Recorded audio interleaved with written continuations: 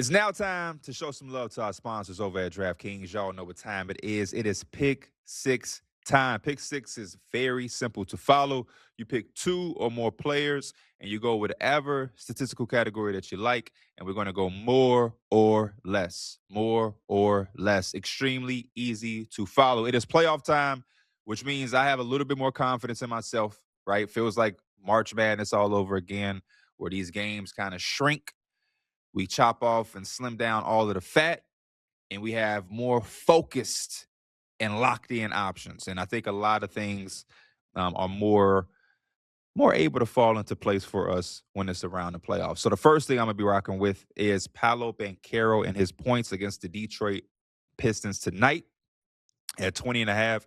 I was impressed and loved the entire game that Paolo put on in game one. I do think the Detroit Pistons will make some adjustments. I do think the Orlando Magic have to kind of get a little bit more creative offensively. But with the things that I saw and with the mentality that he has shown over the last couple of games to play in to now, I do believe that Paolo is a man on a mission right now. And 20 and a half is something that I think is extremely gettable, even if it isn't the same type of performance from game one. If Detroit decides to turn it up just a little bit. But we're rocking out with Paolo in that game, which is a highly anticipated game for me. The next one that we have is Jalen Williams, J-Dub of the OKC Thunder against the Phoenix Suns. We're taking his 18 and a half more tonight. He was impressive in game one on both sides of the floor. I expect some of the same things. And with this team being able to turn the Phoenix Suns over so much, it allows guys like J-Dub and others to get out in transition. There is some question and some thoughts I've seen people talk about with picking the Thunder players with the blowout effect, right?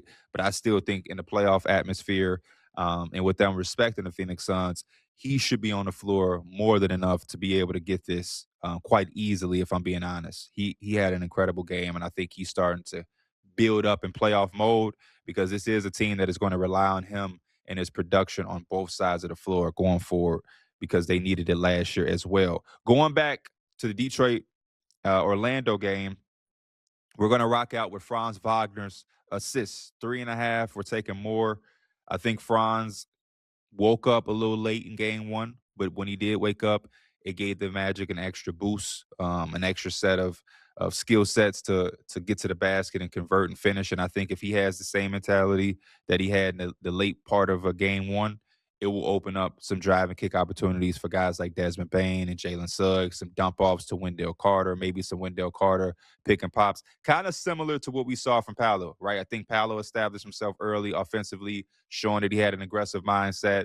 And throughout the course of that game, it allowed the Magic to really open up and feed off of the scoring attention that Paolo was receiving. And I think Franz can bring some of the same things to the table for them offensively. And then last but not least, we're going to eat from this Detroit Pistons Orlando Magic game. This is the game that, if you can't tell, I'm super excited about. Cade Cunningham, 28 and a half points. We're going more.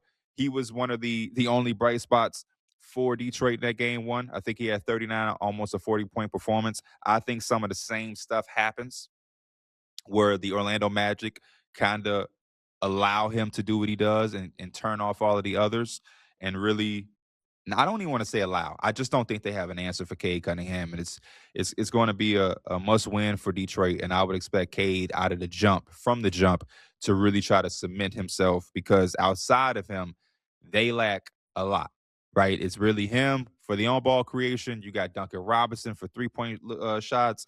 Jalen Duren only had 4 shots. I would expect for him to be a lot more aggressive. But outside of that, I think Cade Cunningham understands that he has to have about a 30-point game for them to win tonight. So those are our picks. We locked in.